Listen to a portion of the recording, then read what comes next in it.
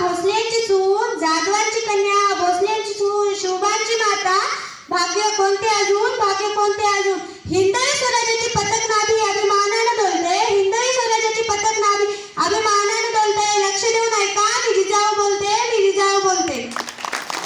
आमचा जन्म जाधव घराण्यात झाला. आनंदाने दारादारात रांगोळी काढल्या गेल्या, तोरण लावले गेले, हत्तीवर साखर वाटण्यात आली, तेव्हा आमचे नाव जिजाऊ ठेवण्यात आले. आम्ही आईच्या इच्छेखातर 6 भाषा शिकलो. आईच्या इच्छेखातर 6 भाषा शिकलो. शिवबा आमचे सर्वात धाकटे रत्न.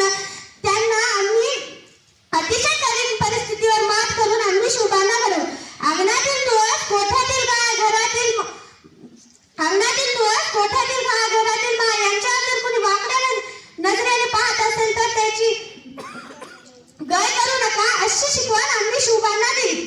सन्माननीय व्यासपीठ, व्यासपीठावरील मान्यवर व इथे उपस्थित माझे सर्व मित्र मैत्रिणी, आज तुम्हाला मी राजमाता जिजाऊ यांच्याबद्दल 2 शब्द सांगणार आहे. ते तुम्ही शांतचित्ताने ऐकून घ्यावे ही माझी नम्र विनंती. जागवली अस्मिता, जागवली अस्मिता, जागवली अस्मिता,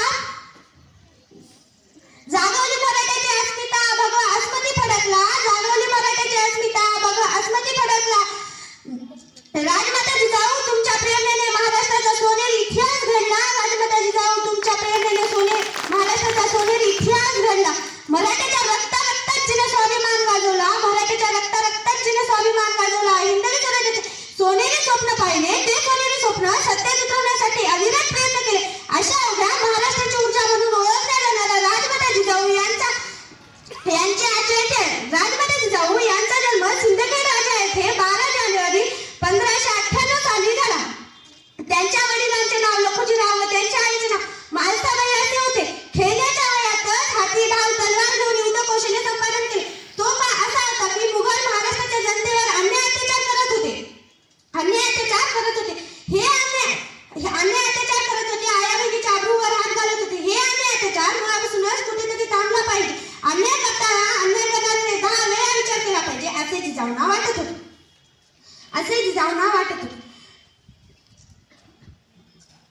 मराठी सरदारांना मुघलांच्या दरबारात काही किंमत नव्हती. मग जिजाऊंना नेहमी वाटायचे की आपल्या लोकांचे राज्य म्हणजे स्वराज्य असायला हवे. 19 फेब्रुवारी 1630 रोजी जिजाऊच्या पोटी शिवबाचा जन्म झाला. आपण जे सोनेरी स्वप्न पाहिले, ते सोनेरी स्वप्न पूर्ण करणारच हे जिजाऊंना ठाऊक होतं. स्वतः जिजाऊंनी शिवबांना ढाल, तलवार घेऊन युद्ध कौशल्य शिकवले. लहानपणापासूनच रामायण, महाभारत, पराक्रमाच्या शौर्याच्या गाथा सांगून अद्वितीय घडवले. स्वराज्य स्थापनेचे बाळकडू शिवबांनाच मिळाले. ते केवळ महासाहेब जिजाऊमुळे. शिवबांनी महासाहेब जिजाऊचे स्वप्न साकार करून रयतेला मुघलाच्या जाचातून मुक्त केले. ते केवळ जिजाऊने केलेल्या संस्कारामुळे. जिजाऊने शिवबांनाच घडवले नाही तर स्वराज्य रक्षक छत्रपती संभाजी महाराजांनी उत्तम संस्कार केले. छत्रपती शिवाजी महाराजांच्या मृत्यूनंतर छत्रपती महाराजांनी स्वराज्याची जबाबदारी चोखपणे निभावली. हे केवळ महासाहेब जिजाऊंच्या शिकवणीमुळे. जिजाऊ म्हणजे पृथ्वीवरील आदिशक्तीचे रूप. ज्यांच्या कार्याने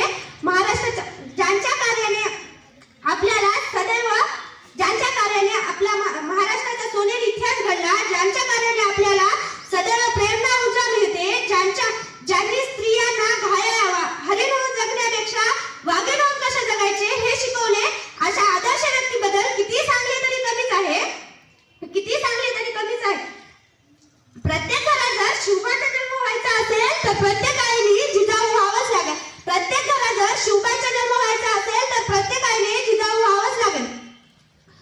तुमच्या शौर्याची गाथा इतिहासाच्या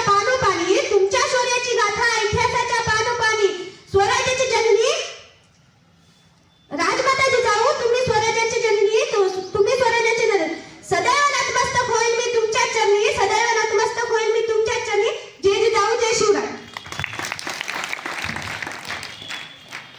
अतिशय छान पद्धतीने संपूर्ण जवळपास सर्व गोष्टी कव्हर करून त्याचा इतिहास आपल्यासमोर तनुजा वनेकर या 9वीच्या विद्यार्थिनीने मांडलेला आहे.